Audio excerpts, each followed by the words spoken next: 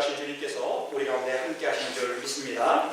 부활하신 주님께서 우리가 함께 하실 때 우리가 진정한 예배자로 나아갈 수 있는 줄 믿습니다. 주님 부활하셨습니다. 우리 옆에 계신 분들에게 확신을 가지고 눈을 바라보면서 인사하겠습니다. 주님 부활하셨습니다.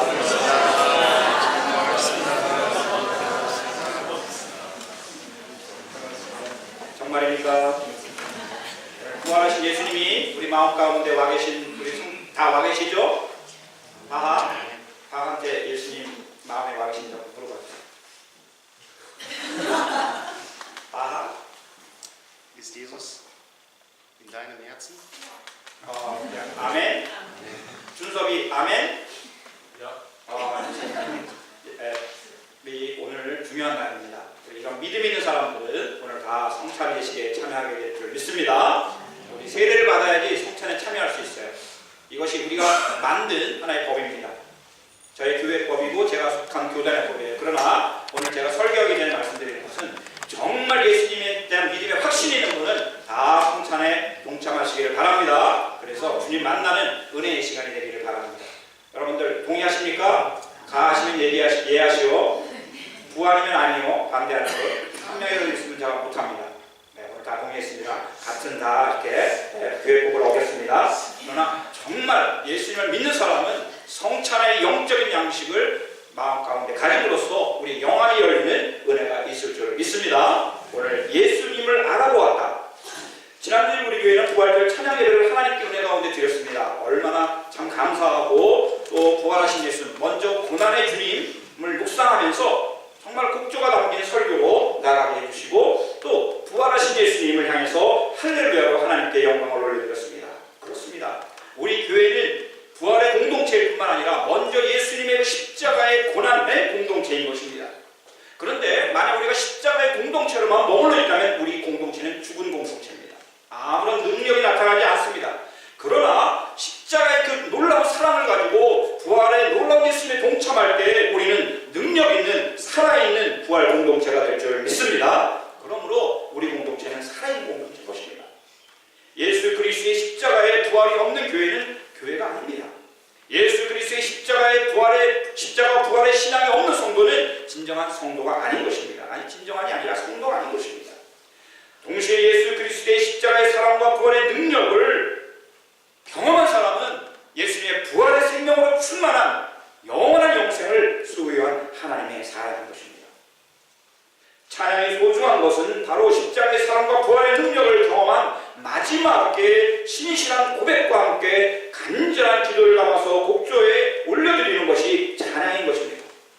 그래서 최고의 선물로, 가장 좋은 선율로, 아름다운 선율로 하나님께 올려드리는 것이 바로 찬양인 것입니다. 그러므로 찬양은 놀라운 일입니다. 우리가 천국 가면 찬양만 남을 것이라고 하는 설교도 없어지고 기도도 없어지고 다 간구하는 것도 없어지고 성도 간의 어떤 미움도 없어지고 온전한 사랑의 놀라운 공동체로서 하나님께 찬양만 올리는 일이 남을 거라고 말씀하고 있는 것입니다. 우리가 살고 있는 이 지역, 이 바이언하고 이 튜링엔, 이 작센 지역은 또 굉장히 경건주의가 아주 힘차게 일어났던 것입니다. 예수님을 신실하게 믿으려는 사람들이 굉장히 많았습니다. 여러분도 잘 알다시피 요한 세바스찬 바하가 여기에서 몇 킬로미터 떨어진 곳에 살고 있습니까? 우리 김명성 형님이 바하가 여기서 몇 킬로미터 전에서 태어났을 것 같아요? 네, 힌트. 한 대구 정도. 더 어려운가요? 한 여기서 250km 떨어진 아이젠하라고 하는 곳에서 바로 바하가 태어났습니다.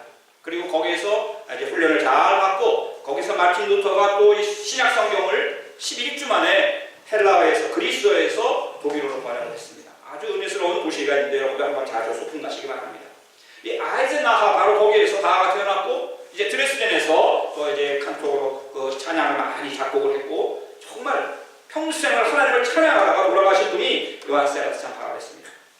여러분들도 거기서 얼마 떨어지지 않은 곳에 할레라고 있습니다. 할레. 그 할레라는 곳에 누가 태어났습니까? 예, 그렇습니다. 핸델이 태어났습니다.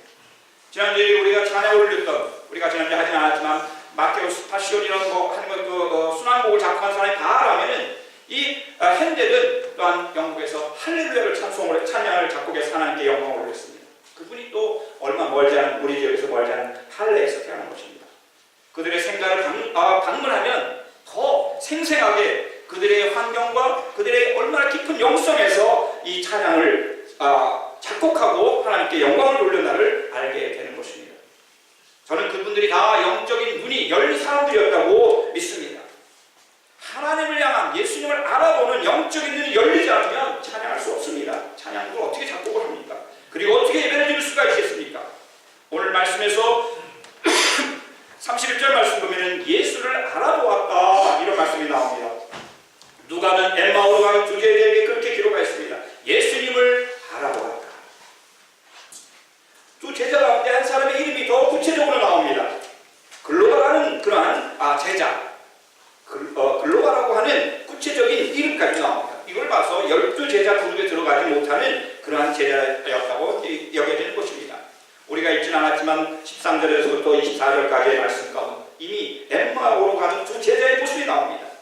17절 말씀에서 또 계속 이어지기를 이들이 이제 예수님이 다가옴으로 인해서 예수님과 말을 건네고 대화를 나누게 됩니다. 근데 이 사람들이 침통한 표정을 걸으면서 걸어가고 있습니다. 왜냐하면 그들가 그렇게 따르고 또한 사랑하였던 예수님께서 십자가에 못 박혀서 돌아가셨고 또한 그분이 3일 만에 부활하신다고 하셨는데 부활하지가 않은 거예요. 부활하신 예수님을 아직 목격하지 못한 것입니다. 어떤 여인들은 예수님이 부활하신 것을 보았다고 했는데 자기네들은 보지 못했기 때문에 이 글로바와 친구가 같이 침통한 표정으로 예루살렘에서 엠마오로 내려가고 있었습니다. 바로 그때 예수님께서 다가오셔서 그들에게 부르셨던 것입니다. 당신들 무슨 일이 있습니까? 무슨 일이 있습니까? 왜 그러십니까? 라고 다정하게 예수님께서 물어보셨습니다. 근데 그 사람, 이 두 제자가 글로바라는 제자가 너무 화가 났습니다. 당신은 며칠 전에, 바로 2-3일 전에 예루살렘에서 일어난 그 큰 사건을 알지 못하느냐고, 듣지 못했냐고 그러면서 쫙 이제 그 스토리를 얘기합니다. 십자가에서 못 박혀 돌아가셨고 그분은 우리를 구원하실 분이시고 우리의 소망이 그에게 있고 또한 그분은 4일 만에 부활하셨다고 하는데 어떤 여자들은 보았다고 하는데 우리들은 보지를 못해서 이렇게 있다. 그분을 보지 못하였습니다. 이렇게 얘기하면서 그 예수님에 대해서 전혀 이해하지 못하겠다는 그러한 표정으로 예수님께 말을 했습니다. 여러분 이상하지 않습니까? 지금 그들은 자기가 예수님에 대해서 얘기하고 있으면서도 바로 자기 눈앞에 계신 예수님을 알아보지 못하는 것입니다. 이런 일이 어떻게 있을 수 있겠습니까? 오늘 이 자리에 있는 사랑하는 성도님들, 우리는 오늘 예수님께 예배드리며 하나님께 예배드리게 모였습니다. 여러분들 예수님이 누구이신지 증정 여러분 심령 가운데 예수님의 살아계심이 함께하는 그런 믿음과 은혜가 있습니까? 정말 중요합니다. 사랑하는 성도 여러분, 그 믿음이 있어야 하는 것입니다. 예수님을 알아보아야 하는 것입니다. 그러나 오늘 본문의 16절 말씀 읽지 않았지만 그 말씀 보면은 그러나 그들은 눈이 가려져서 예수님을 알아보지 못하였다. 예수님에 대해서 얘기를 하고 예수님이 십자가에서 못 박혔다, 부활하셨다 다 얘기를 하지만 눈이 가려져 있어서 보지 못하였다는 것입니다. 예수님을 알아보지 못하였다는 것입니다. 혹시 오늘 이 자리에서 우리 사랑하는 예수님을 알아보지 못하는 성도님들이 계시다면 나는 예수님을 안다고 생각했는데 진정으로 예수님을 만나지 못하고 예수님의 그 십자가의 그 은혜가 나에게 아직도 미진하다면 오늘 이 시간 주님께서 친히 만나주시는 은혜가 있기를 간절히 축원을 드립니다. 오늘 주님 이곳에 살아계시고 우리 예배를 받으시는 주님 이곳에 와 계시기 때문에 우리가 간절히 예수님을 바라볼 때 예수님께서 우리의 눈을, 우리의 가려진 눈을 열게 해주실 줄 믿는 것입니다. 오늘 설교를 하면서 제가 설교하는 내용도 잘 모르고 정말 부활하신 예수님을 전하면서도 예수님의 그 부활의 은총과 그 능력을 경험하지 못하고 알지 못한다면 그 눈이 가려져 있다면 저는 가장 불쌍한 사람일 것입니다. 글로바와 같은 사람일 것입니다. 만약 우리 교회가 그런 교회라면 형식과 말로만 예수만 한다면 그 의미는 아무것도 없을 것입니다. 생생하게 부활하신 우리 예수님을 영적인 눈으로 보고 경험하며 그 예수님과 살아가는 진짜 교회, 진짜 성도님들 저와 되기를 예수님의 이름으로 간절히 축원을 드립니다. 이 은혜가 있어야 하는 것입니다. 이것이 있다면 흔들림이 없이 사방 속에 쌈을 당하고 어떤 일이 일어날지라도 내 마음에서 어떤 의심이 일어날지라도 주님 내가 믿습니다. 내 눈으로 주님을 보옵나이다 고백할 수 있는 것입니다. 영적인 눈이 열리기 위해서는 우리들의 무딘 이 믿음이, 이 마음이 열려야 합니다. 딱딱한 이 마음이 녹아져야 합니다. 하나님 말씀을 믿는 굳센 믿음이 있어야 할 줄 믿습니다. 25절 말씀 보면 예수께서 그들에게 말씀하셨다. 어리석은 사람들아, 예언자들이 모아하는 모든 그 믿음이, 모든 것을 믿는 마음이 그렇게도 무딘이 말이다. 하나님 말씀을 많이 듣고 읽고 묵상하고 있지만 그 말씀을 믿지 않는다면 그것은 아무런 의미가 없다는 것입니다. 하나님의 말씀을 읽고 묵상하고 듣는 것보다 더 중요한 것은 하나님의 말씀을 하나님의 말씀으로 믿는 그 믿음인 줄 믿습니다. 겨자씨만한 믿음이 있다면 산을 들어서 바다에 던질 수 있다고 우리 예수님이 말씀하셨습니다. 우리는 너무너무 믿음이 없습니다. 작은 것 하나에도 우리는 쓰러지고 상처받고 섭섭하고 불평하고 불만하고 눈을 흘리고 서로 미워하는 것이 우리들입니다. 예수님을 믿는다고 하면서 우리들의 존재가 그런 존재인 것입니다. 그러지 않은 존재입니다. 우리는 그것을 인정해야 합니다. 그럴지라도 하나님의 말씀은 하나님의 말씀이요 살아계신 우리들에게 구원하시는 하나님의 말씀이라는 것을 믿고 우리가 성경 말씀을 읽을 때마다 예수님이 누구신가를 알기를 원해서 하나님 말씀으로 들어갈 때마다 그 말씀을 믿는 그러한 굳센 믿음이 있어지기를 간절히 축원을 드립니다. 그 믿음이 있다면 눈에 보이는 것 또한 우리들의 생각, 판단, 정보, 세상적인 가치 기준 그런 모든 것들을 이해할 수 있는 것입니다. 그러나 이것이 없다면 하나님의 말씀을 하나님의 말씀으로 믿는 이 믿음이 없다면 우리들은 아무리 지혜로운 존재라고 해도 말을 아무리 잘한다고 해도 아무런 소용이 없다는 것입니다. 두 제자들은 사건에 대해서 얘기를 했습니다. 줄줄이 얘기했습니다. 십자가가 어떻고 부활이 어떻고 얘기를 많이 했지만은 그들은 믿지 않았습니다. 그런데 우리 주님께서는 오늘 어떤 사건에 대해서 말씀하지 않습니다. 구약에서 하신 말씀, 구약에 있는 말씀들을 풀어서 설명해 줬다고 말씀하는 것입니다. 그 말씀이 나에게 어떤 의미로 다가오는가에 대한 의미를 말씀하고 있다는 것입니다. 오늘 27절에 예수께서는 모세와 모든 예언자에게서부터 시작하여 성경 전체에서 자기에 관하여 써놓은 일들을 그들 두 제자에게 설명하여 주셨습니다. 사건 중요합니다. 팩트가 중요하죠. 그러나 팩트보다 더 중요한 것은 그 의미가, 그 사건이 나와 어떠한 관계가 있느냐는 것입니다. 2000년 전에 부활하신 그 예수 그리스도가 오늘 나와 어떠한 관계가 있느냐 하는 것입니다. 두 제자는 예수님의 말씀에 점점 빠져들었습니다. 그리고 마음이 점점 뜨거워지기 시작했습니다. 성령이 임하기 시작한 것입니다. 예수님의 말씀, 그 의미가 진정한 하나님의 말씀으로 나에게 들려질 때에 내 마음이 뜨거워지게 되는 줄 믿습니다. 그래서 예수님 놓치기 싫었어요. 예수님 놓치기 싫었습니다. 그래서 예수님을 자기 집으로 초대하여 예수님의 말씀을 더 듣기를 원했어요.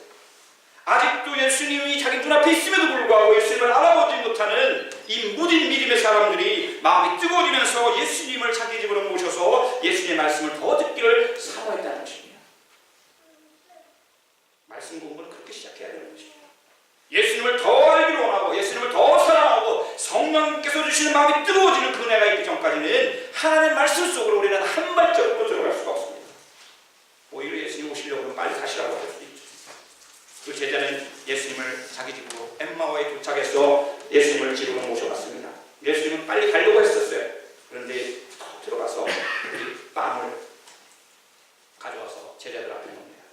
오늘 성찬식 때 할 사진 한 번 잠깐 보여주세요. 좀 뒤에 있을 겁니다.